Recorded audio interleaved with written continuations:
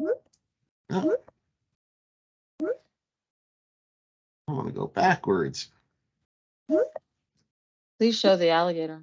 I am. You're seeing the alligator, right? Yep. Okay.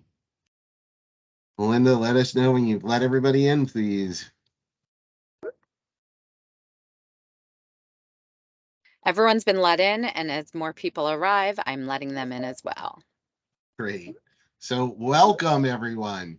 I'm Orest Tomaselli. I'm the president of Project Review at Condotek and the owner of Strategic Inspections, a National Reserve Study firm. I'm going to introduce you to our guests today for this really important webinar on Florida condo lending.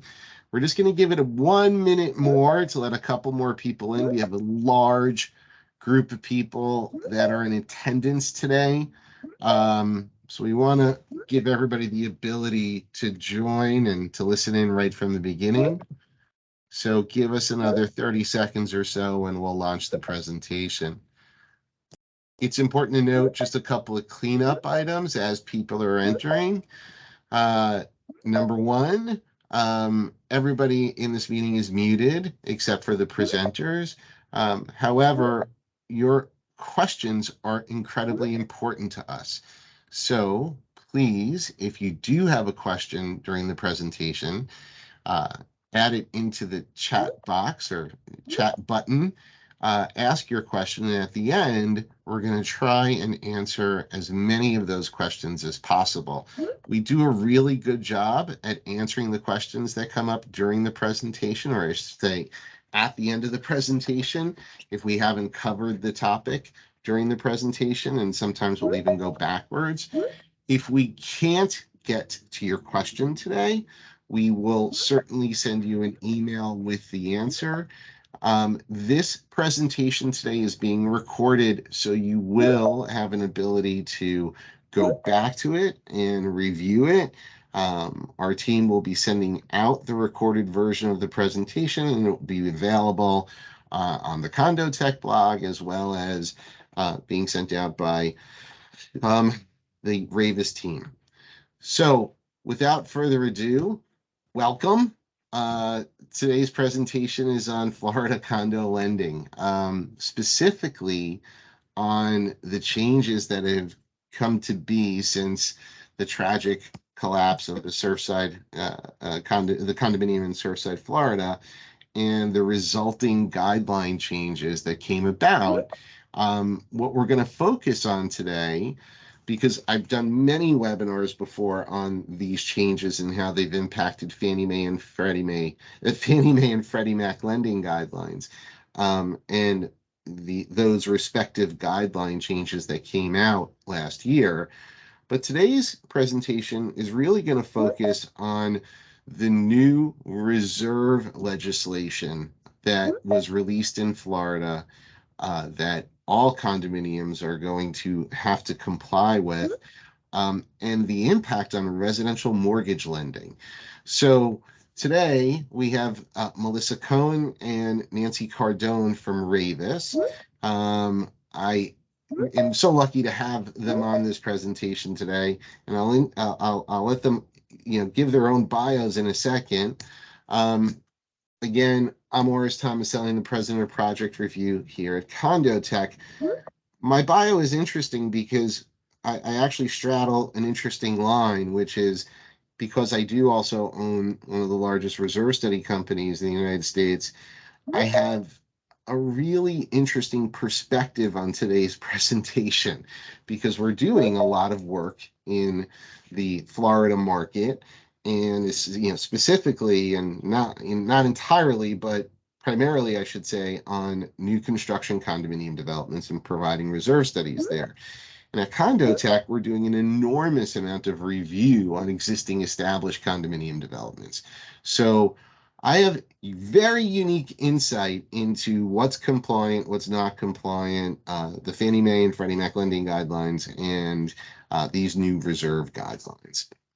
I'd like to introduce both Melissa Cohn and Nancy Cardone. So Melissa, we've done this many times before. Can you say hello and tell us a little bit about what you do? Thanks, Orest. Just listening to you talk about your bio, I'm thinking like Orest Tomaselli needs to be everyone's best friend, I am. especially dealing with what's going on in condominiums. Anyway, my name is Melissa Cohn.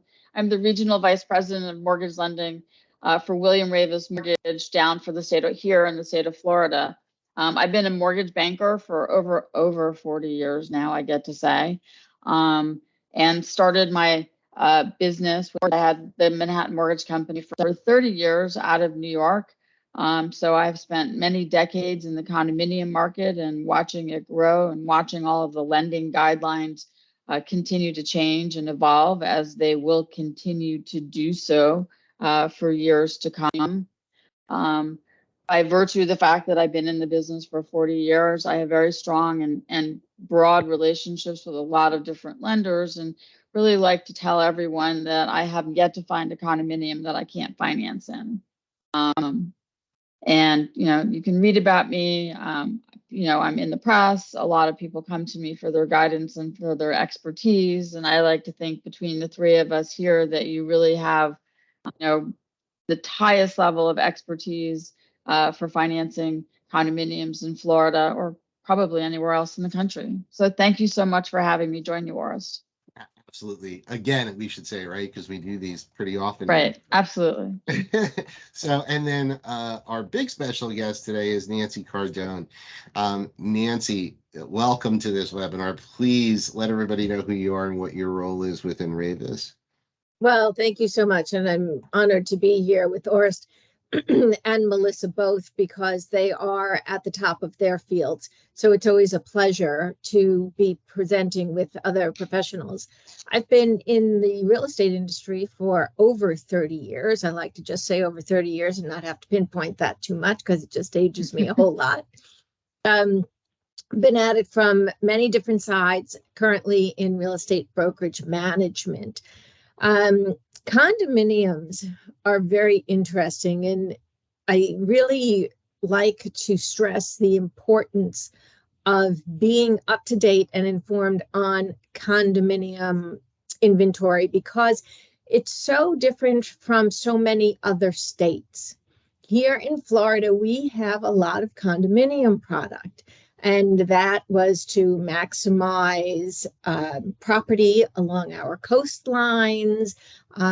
In some instances, it provided a very nice entry level home for somebody because they have so many amenities that might have been more difficult for people to find in single family product. But that being said, condominiums are a different product. The rules, the regulations, the boards of directors, everything involved with condominium is very different. And for so many people who are new to Florida, there's a learning curve. So I'm so pleased you're putting this together so that you can reach so many people who can better educate themselves on this product. Yeah, thank you so much for being part of it. So today's presentation, revolves around Florida's new reserve legislation. And, I don't want to say that, it didn't really impact us across the country because it did, but I don't think a lot of people outside of Florida paid a lot of attention, especially lenders, to what was going on in Florida, unless you were actually in the game, in the space, sitting in Florida. And if we watch this, in the several different iterations of this legislation come out, and, in some instances, our jaws dropped because we couldn't believe that this was actually finally happening. Nancy, I'm going to ask you to give us an overview, an outline. I know we have some, bullets here that we've created. Can you walk us through what happened with the legislation, when it, technically goes into effect and what it means to condominium associations, what they have to do. And then we're going to, really talk about what that means for lending as we proceed on through this presentation. But can you give us an outline of what happened here? Absolutely. This was very important, and it took a special session to get this. For the industry, it was very important because we needed statewide guidance. If you can imagine what would have happened if every single municipality in the state of Florida adopted different regulations, it would never have been possible to get through this. I can't even imagine where financing would have been without these statewide regulations. So these are now in effect. Milestone inspections due by December 31st, 2024, or within 180 days of notice by the municipality. The municipalities are responsible for notifying condominiums of these new requirements by certified mail. So some of these inspections will be due way in advance of December 31st, 2024. And once it is done, a summary report is to be delivered to every unit owner. If that is not done, the board is deemed to be in breach of their fiduciary duties. So it's very important. The structural integrity reserve studies, which will be done by licensed architects or engineers, again, very important because the reserves will then be based upon a lot of the information contained within that study. Those must be done by December 31, 2024. We are watching that carefully because there's a lot of concern about the ability to quite literally get that done. As I mentioned, Florida has a lot of condominium, and having engineers that are qualified to do these inspections, who will have the time to schedule all of these inspections and get them done, really is a bit of a concern.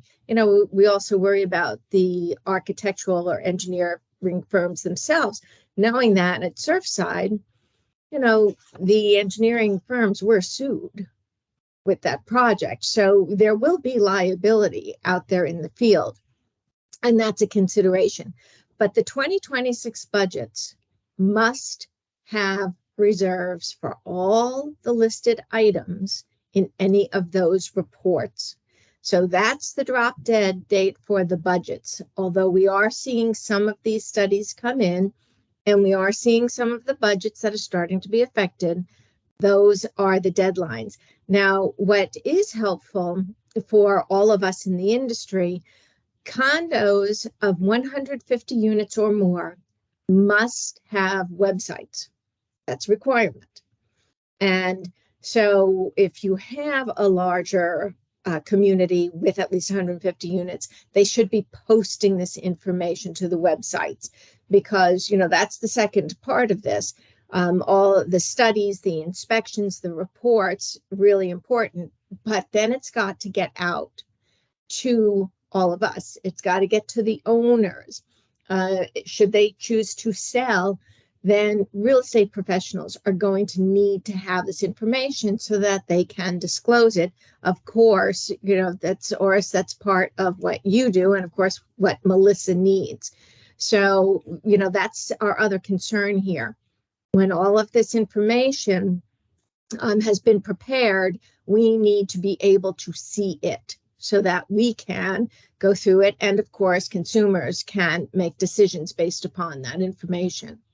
Well, let's pause there for a second, and I want to almost rewind a little bit. So these guidelines, this is passed, this is in place right now.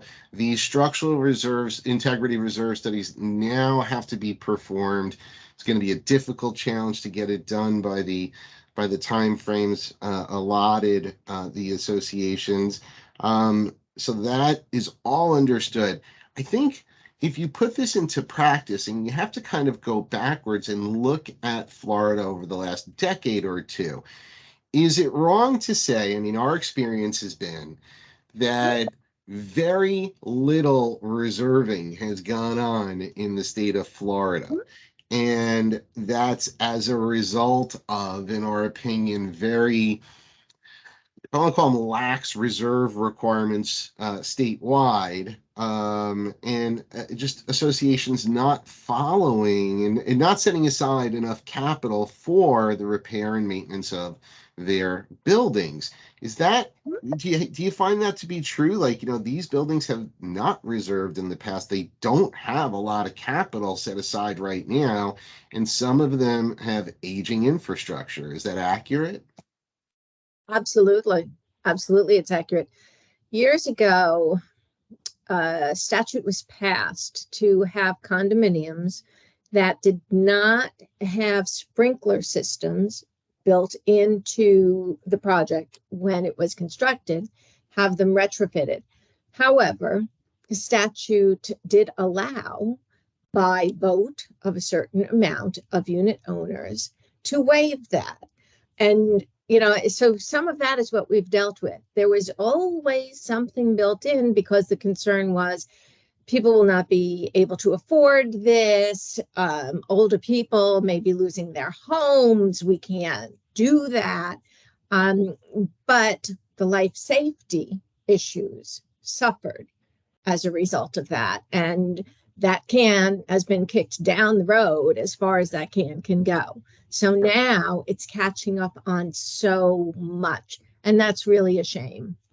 Yeah, I mean, so right to your point, so this new legislation also removes the ability for a condominium association to waive any of this reserve funding going forward. So once that structural reserve study is done and it outlines what the actual repairs are and what repairs need to be made, and you made a really good point before. Look, there's a lot of liability for a reserve study professional, an engineer or an architect to do these reports. So I could guarantee you, based upon the knowledge that I have of that reserve study world, that there's not a single engineer out there or architect out there that is not looking at every single nook and cranny and bolt and writing that into their report, because they'll otherwise be liable if there is any sort of tragic event that happens at that building. So the point there is there's going to be substantial increases to maintenance costs. We're already seeing them. And then that means that, you're right. There are going to be a lot of, or to your point, I should say, there's going to be a lot of people who can't afford these costs, whether they be special assessments or loans that have to get taken out in order to perform the work that needs to be performed, to fix the structural and or mechanical issues here. But it's going to get ugly, and it's starting to get ugly, correct? Absolutely. But Jim had a really great question, and basically saying, does the state statute go in to define what makes a reserve study in terms of what is required to be there? And what are some of the red flags when reviewing the study? The state statute does, in fact, kind of qualify what a reserve study is.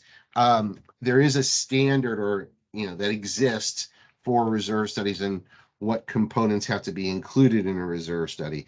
And typically they're all the structural components, and it's all the common area components in the building. Now, sometimes that sprinklers changes. Included? Yeah, anything, sprinklers, any common area component that is paid for by the association, that the repair and or replacement of is paid for by the association, should be included in the reserve study. That includes hallways and lobbies and pools and roadways and roofs in some instances. It depends on the type of condominium development. It depends who is responsible for, let's say, as an example, their windows, and who is responsible for the repair maintenance of the roof. But in most instances, there's like a walls in kind of philosophy in Florida, where roofs are something that's covered by the association, and anything inside your apartment is covered by you, or covered by the condominium owner. So reserve study should include all of those mechanical and structural components of the building, and has to outline the repair and maintenance of those components for a 30-year horizon. And then Jim goes on to ask one more question, and we'll keep moving. Sure. Does the reserve study differ from the 40-year inspection?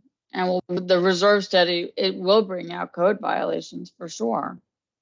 Absolutely. So they are two separate things. And there's been discussion about including them in the same report, but technically they're two separate reports. One's a forensic level report, and which is essentially the structural integrity reserve study, and then there's a normal reserve study requirement every 10 years. So let's talk about one other thing before we leave this slide, and I think it's kind of important to bring up. Look, this is Florida's reserve legislation that's come out, but what everybody also needs to realize is that this is not Fannie Mae and Freddie Mac's guideline. They already have established guidelines for reserves, and they already have issued for the entire country guidelines last year in 2022 that specifically require condominium associations that have, to outline whether or not they have deferred maintenance and or structural deficiencies or structural issues in their condominium developments via the condominium questionnaire. And that new questionnaire went into effect back in January of 2022. So we've already seen a year of this new questionnaire and these new requirements being in place by Fannie Mae and Freddie Mac. And now with these new additional reserve guidelines that have come into place for Florida, which are even more strict than Fannie Mae's guidelines, there's going to be a big reckoning here. So let's delve into that.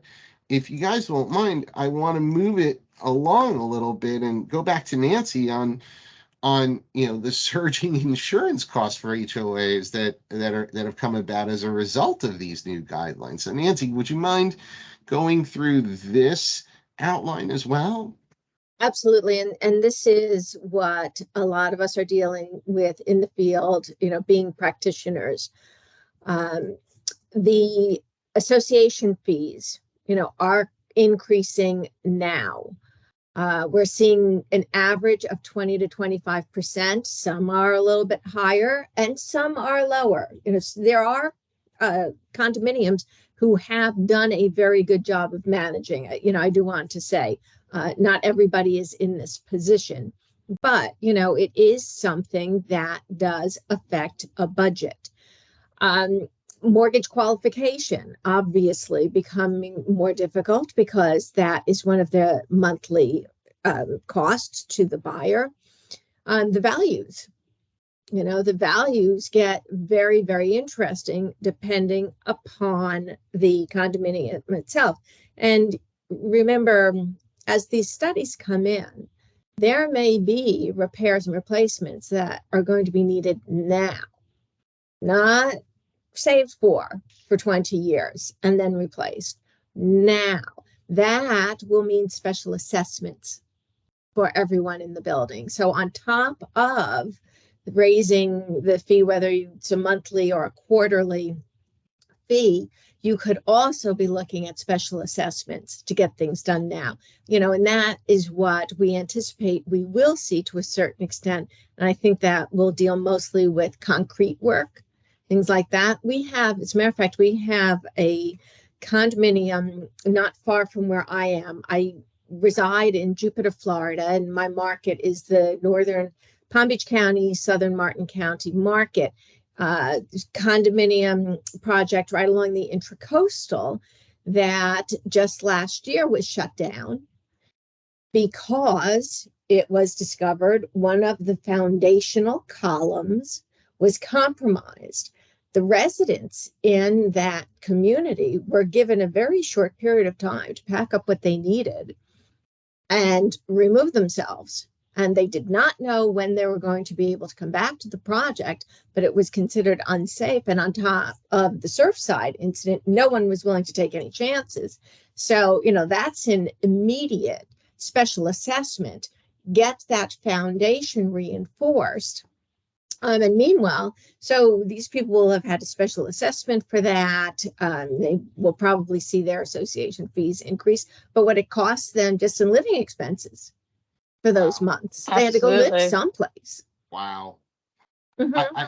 I mean, it's so interesting, and this is we all recognize how important it is that this law went into place, right? You have a tragic event, such a major loss of life that occurred at Surfside, and nobody's going to say no, right? You have to get this work done. You don't want to ever have a repeat of what happened in Surfside. And what's really interesting about this on how it impacts residential mortgage financing, which is our next couple of slides, is that if condominium association fees are increasing on average 20 to 25%, that's before We haven't even touched on the reserve studies and all the additional assessments and increases that are for the work that needs to get done. Exactly. And so those are primarily increases to HOA insurance costs that have been, skyrocketed in the last year, right? So that's happening right now. And now with these, as these reports come in, you could see, massive increases. I mean, I saw a recent property that had $6 million worth of repairs as a result of a reserve study that had to be performed within the next 36 months.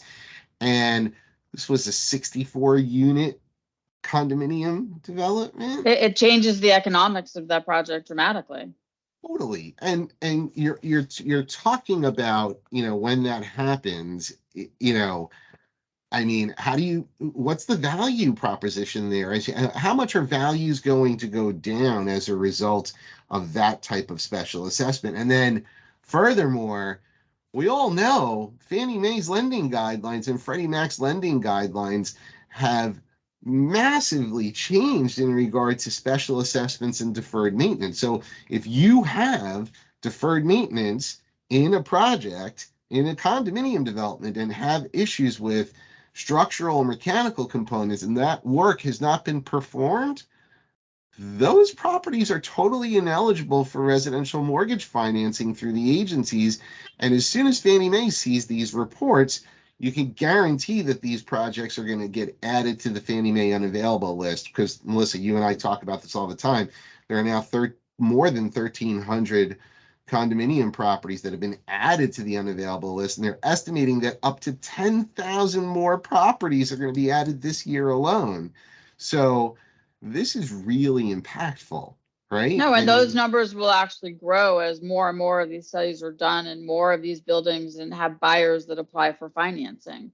Right. And I think in some cases with condominiums, we probably need to be more proactive and just, tell the brokerage community and tell our buyers that this is a building that probably shouldn't go to a Fannie or Freddie lender and that needs to go to a portfolio lender who is not going to necessarily follow the guidelines to the letter of the law.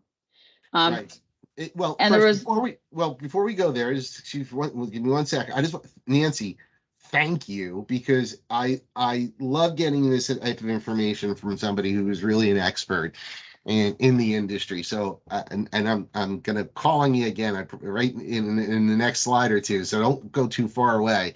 But I did want to circle this back to Melissa, right? So Melissa, on the navigating lending on this, how do you do this now, right? So you're out for Fannie Mae and Freddie Mac, right? I mean, if you have these issues and you can identify them for the community or for the board or for the unit purchaser or somebody who's doing a refi up front, then where do they go for lending? How do you get mortgage financing on these properties?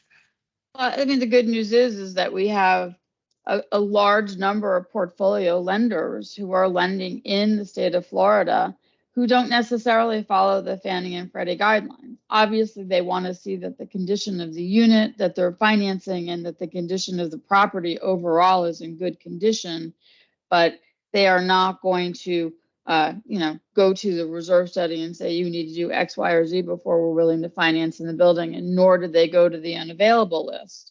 And someone just said that, that there are only 491 buildings on the unavailable list in Florida.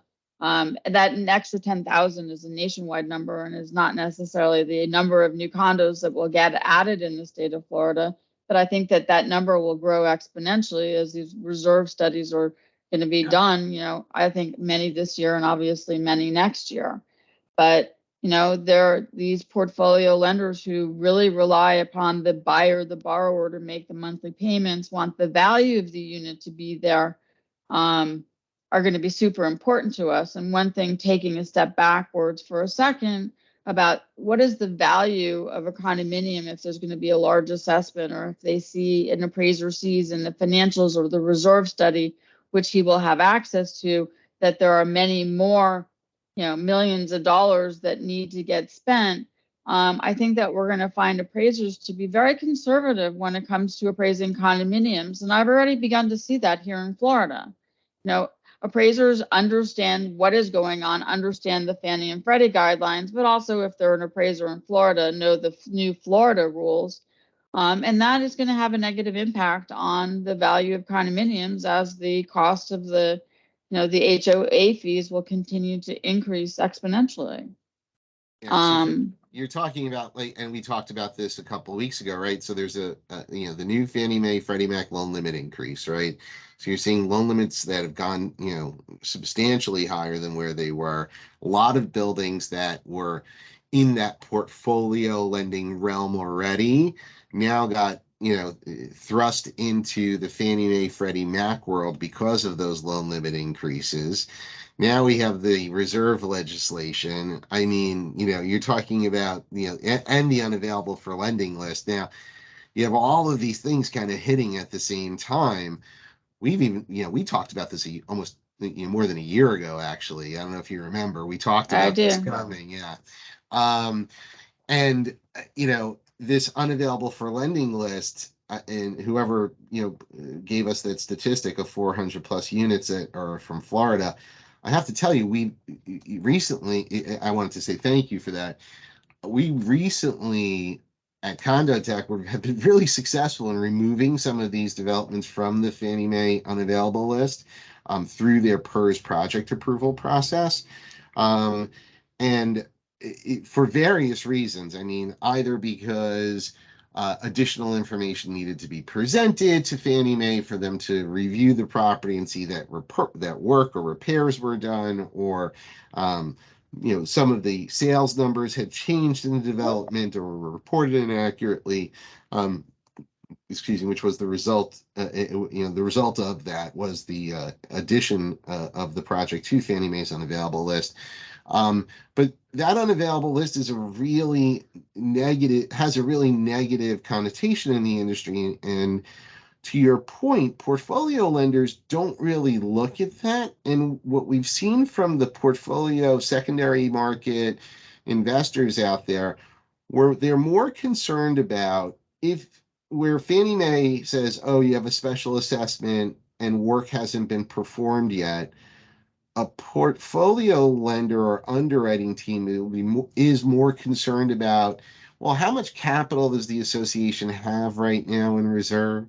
And what about the buyer's ability to pay their share of the assessment? And that's really the way a portfolio lender will look at it. They rely upon the buyer, the borrower, in order to meet the financial requirements of buying into this building, and not looking so much at the actual homeowners association. Although any buyer should be concerned about, making sure that the building has sufficient reserves, or will have the capacity to at least pay their fair share. You don't want, you want to be able to sell the property eventually that you're purchasing. So you want to make sure that you're buying into a condominium that will be viable in 5 or 10 years. And it's funny, that information is slowly starting to be made public. And I already know that there are a lot of very large firms trying to cull that information and provide that information to the public. And frankly, this is going to be one of those things. This new legislation is going to be one of those things that drives the accuracy of that information about a specific unit in a specific building, right? Right. And something that actually some of the portfolio lenders are recognizing is that they are going to start really focusing more on being willing to do conforming loan amounts. Because of the increase in the Fannie Mae limit, there are so many units that no longer qualify to be a jumbo loan, where in a building that has some of these issues, you need the jumbo guidelines, which tend to be more relaxed than the Fannie Freddie guidelines for a conforming loan. And I am starting to see these lenders coming in and being willing to offer these on a conforming loan. And then we also have the whole non-QM sector of lending, where there are lenders who specifically price their loans to be in a non-QM building where they really are not focused on the reserve study and not focused. They just want to see that the building is currently, running at basically a break even today and not focused on what's going to happen next year or the year after. Right. And so let's talk about our final point there. So what's going on with new construction? I mean, so we're, on a number of new construction buildings in South Florida, either working, as having performed the reserve studies on those new construction buildings, which is something that's new to Florida as well. The new construction properties are now getting reserve studies because the developers have to outline what the future costs are going to be to prospective unit purchasers as well. That's part of this new legislation. So how are you seeing these new guidelines, or how do you think they'll impact new construction lending? So there has been an impact. In fact, I am just getting ready to close a transaction this week for a new construction condominium on the west coast of Florida, where the HOA fees basically doubled from the time that the property went under contract until the time that the building is actually ready to close because of the increased cost of insurance. Obviously, we know that it should, you'd hope, have a clean reserve study, but that, people need to be careful because they're buying properties, they're getting pre-approved at the time they sign a contract based on HOA fees that they think are going to be in place at the time, that the sponsors, developers have said, this is what your HOA fee will be. But there are these circumstances such as the increased insurance costs and perhaps having to put money in reserve into a budget that were not taken into consideration at the time that the offering was made. And we're finding that there's some buyers that are not as well qualified as they used to be. And I think that that is probably the biggest message that I have with a new construction building is that if you have a buyer who got pre-approved a year ago, 2 years ago, even 6 months ago, that it's really important that they go back into the marketplace, that they update the information on what the actual monthly carrying costs will be. We know that even the individual insurance cost for condominiums has increased because not only do we have to deal with the master insurance for the building, but most banks require that the individual buyer get what's called an HO6 insurance, which insures the unit for 20% of the purchase price. Although I actually found a bank that doesn't require it. So I'm so happy to find that, right? Yes. So but that can be the difference of qualifying or not qualifying, sure, because with everything that's going on in the state and with the hurricanes and everything, homeowners insurance costs are going up as much as the building's insurance costs are. Wow. So let's tie this all together. Let's look at some best practices here because because Nancy was making that point earlier about the rising insurance cost. You just, I think, hammered it home with what it actually it does on a transaction per transaction level, even on new construction. By the way, I didn't expect that on new construction. I didn't think that was going to be the case, but it makes perfect sense, right? Costs have gone up so dramatically that if you signed a contract a year ago, your maintenance costs could and are likely to be substantially more when you actually close on that unit. Wow. It was almost 40% on the loan that I'm closing this week.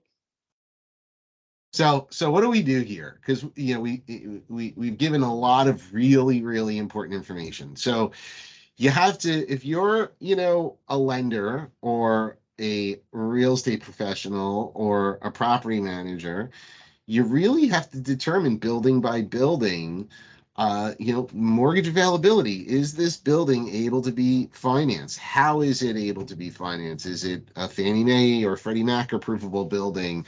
And you do that through various checks and balances, right? We do that at Condotek.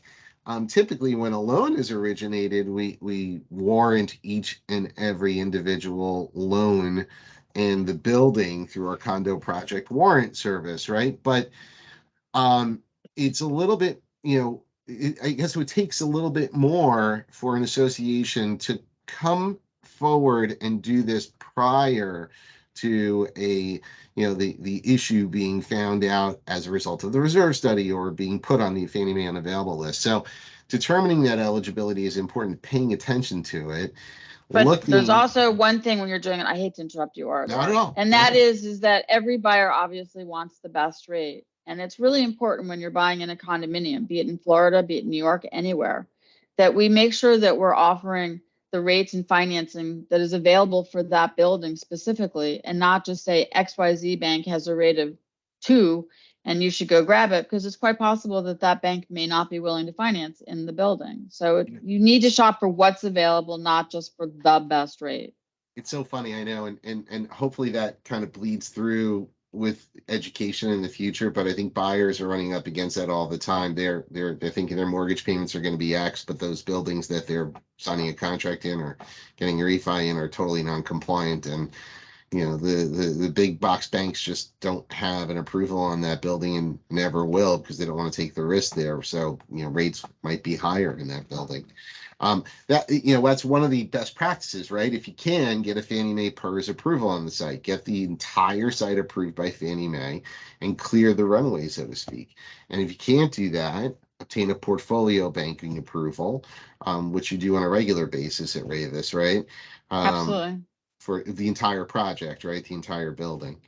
You have to check that unavailable list. The problem with the unavailable list is that it's not publicly available. So only technically Fannie Mae seller servicers, lenders have access to that unavailable list. And when a building is put on the unavailable list, it's not as if Fannie Mae picks up the phone and calls an association and tells them.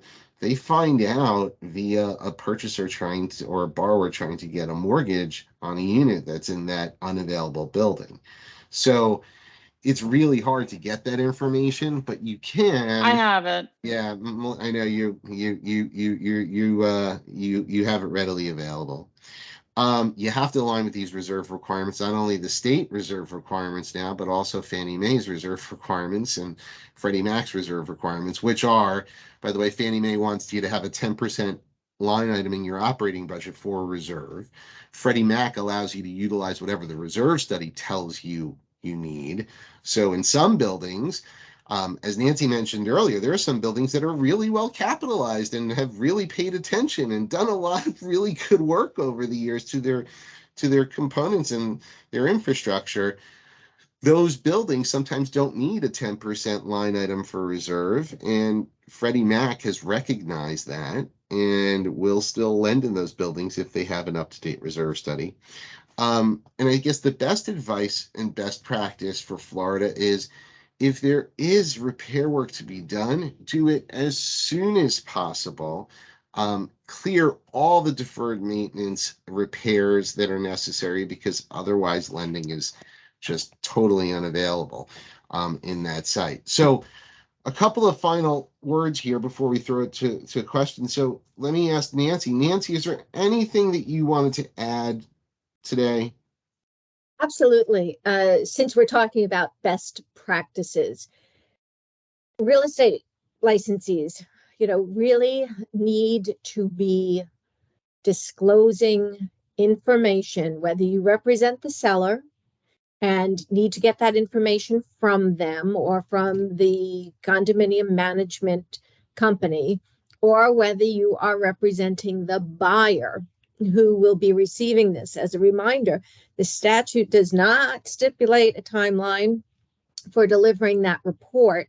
So if you are representing a buyer and that information comes to you very late, that is not out of compliance with the statute as it stands. And this may be news to a buyer who will not have a 3-day right of rescission based on this information, like they do when they receive condominium documents. So, include that in your best practices. Also, get very comfortable reading budgets. You need to understand a budget, and you need to be able to explain that to your clients, because most people just kind of gloss over, when it comes to the budget and the different items and everything that's there. I would include that in those best practices. Lastly, we do expect that this law is going to get tightened up. Session is going to start shortly. Florida's legislature sits in session for 60 days. That's going to be coming up. And so there'll be plenty for you to follow up with as they start to tighten this up a bit, which will be good. We need it to be tightened up for everybody, for professionals as well as the consumers. Yeah, that's great. Any expectations from that tightening up? What do you think is going to happen? I think deadlines are going to get tightened up. Again, it's the disclosing of information so that people can make informed decisions. Obviously, buyers look at things one way, sellers look at things another way. You already have pointed out that the ability to pay special assessments will be as important as the ability to repay the loan and the monthly or quarterly obligations. That's going to become of paramount importance. So, we'll see. As they say, when the legislature sits, that's Well, I also think that, after once, we've gotten past the initial set of guidelines and we sort of see real life experience with the buildings and what's going on, that the state will come in and will amend the guidelines based on sort of, actual best practices and what's been happening. Yes, we always hope for that. Yeah. Wow. So this has been an eventful presentation today, because I learned a couple of things. I love learning a couple of new things on these presentations. So thank you to both of you. Melinda, are there any additional questions that we didn't get to or that anybody had dropped in the chat? There are a couple in the chat. Let's take a Can you quick see the look. chat, Orest? I just got there. If you look at It's hard to do Brittany's both. how this will affect the limited streamlined condo reviews, do you have any insight on that? Yeah, sure. I mean, look, streamlined condo reviews already have been impacted from Fannie Mae and Freddie Mac's lending guidelines, right? You have to, when you're doing a streamlined loan, it's not like you can avoid looking at deferred maintenance. You must look at deferred maintenance. You must look at a special assessment. The questionnaire asks about it. You have to look at those issues. So if you have deferred maintenance on a condominium development and you're taking a loan through limited review, it absolutely could impact your ability to close the loan through Fannie Mae or Freddie Mac. So yeah, this is going to have massive impacts, because as these special assessments come into play, as deferred maintenance issues are outlined, limited review is absolutely not going to be the savior, because you have to disclose it. Yeah. So that hopefully that answered your question. And I'm in the chat right now. I think Jim Mahalik, thanks for joining. Haven't seen you in a long time. I think I actually saw you in the last presentation. Jim's an old buddy of mine. Is Fannie Mae accepting the review under a full PERS or streamlined PERS? I want to ask which review you're referring to. If we're talking about taking a project through that's unavailable and taking it through Fannie Mae for a PERS approval, that is a full PERS approval. We've never been able to get them to do a streamlined PERS in it. I don't know if they'll do a streamlined PERS on a Florida project right now. I'm not entirely sure. I haven't done a streamlined PERS on a Florida project. It's a good question, Jim. I'm going to get back to you on that one. Because I don't have the right answer on that one. All of the ones we've submitted and taken off the Fannie Mae unavailable list have been through a full PERS approval process, not a single streamline. I think that's it. So look, I think we've answered all the questions. I don't think we missed any. Am I wrong? No, but we're always here to answer anyone's questions at any time. All right. Well, look, we like to keep these short. We typically go half an hour. We went a little bit longer today because we wanted to make sure we handled the content. And we had Nancy on, who I can't thank you enough for being part of this presentation today, and had some really good guidance here. So my pleasure. yeah, thank you. And Melissa, again, Thank you so much. And for everybody who's on this presentation, thank you for joining. There will be an email copy of this presentation, recorded copy of this presentation that you'll receive via email. Thanks. Enjoy the rest of your days. Take care. Bye-bye.